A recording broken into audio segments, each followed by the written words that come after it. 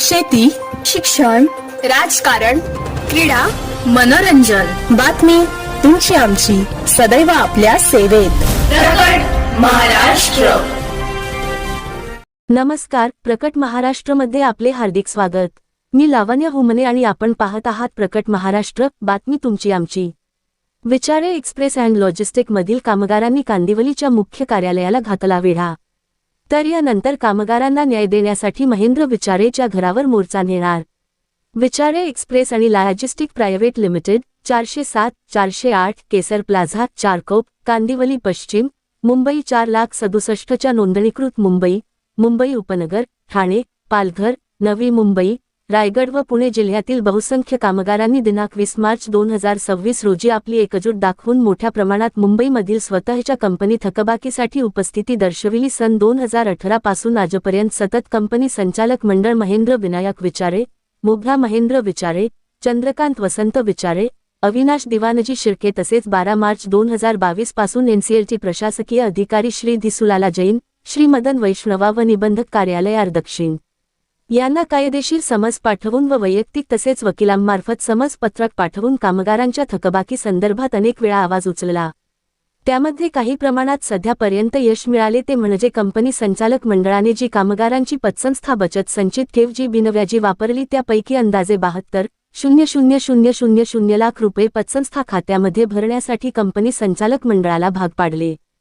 तसेच अनेक कामगारांना पीएफ, ग्रॅज्युएटी व थकबाकी देण्यासाठी कंपनी संचालक मंडळ कार्यरत असताना देण्यास लावले.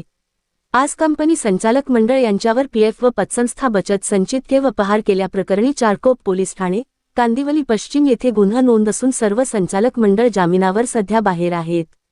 विचारे एक्सप्रेस आणि लॉजिस्टिक प्रायव्हेट लिमिटेड व विचारे लॉजिनेक्स प्रायव्हेट लिमिटेड ही एकत्रित सुरू असताना दोन्ही संचालक मंडळाने कार्यरत कामगारांची आर्थिक फसवणूक केली आहे.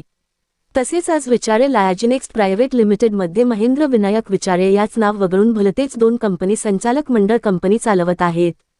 आज या कंपनीला कोणीही गंभीर घेत नाही. याबाबतीत जाब विचारण्यासाठी कामगार गेला असता कार्यालय बंद ठेवले. अखेरीस कामगारांनी कांदिवली पोलीस स्टेशनला जाऊन वरिष्ठ पोलीस यांना भेटून चर्चा केली. कामगारांची एकी बघून एनसीएलटी प्रशासकीय अधिकारी यांनी धसका घेऊन काही दिवस मुख्य कार्यालय बंद ठेवण्याचे ठरविले आहे. आपण यापुढे अशीच एकता दाखवून मुंबईमधील मुख्य एनसीएलटी प्रशासकीय कार्यालयात सर्व कायदेशीर पत्रव्यवहार करून संबंधित अधिकारी आम्हाला कुठलीही माहिती देत नाही तसेच माझी कंपनी संचालक मंडळ व नवीन गुंतवणूकदार याला संपूर्ण सहकार्य करीत आहेत असे पुरावेनिशी दाखवून देऊ. तरी लवकरच सर्व कागदपत्रे एनसीएलटी प्रशासकीय कार्यालयात देऊन लवकरच एक बैठक घेऊ. तसेच एनसीएलटी प्रशासकीय अधिकारी व माझी कंपनी संचालक मंडळ यांना एक सांगणे आहे की आता कामगारांचा वाट बघण्याचा संयम संपला असून आता हेच कामगार भविष्यात सर्व माझी कंपनी संचालक मंडळ व कार्यरत एनसीएलटी प्रशासकीय अधिकारी यांच्या घरी दिसतील. तर आश्चर्य वाटून घेऊ नका.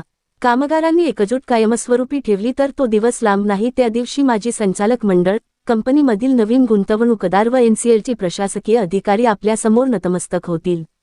तेव्हा आता थांबायचे नाही, असे कामगार प्रतिनिधी शैलेश जठार यांनी काढले. आमचे प्रतिनिधी रवी जाधव, कांदिवली पश्चिम. प्रकट महाराष्ट्राला लाईक, शेअर आणि सबस्क्राईब करायला अजिबात विसरू नका, बरं का.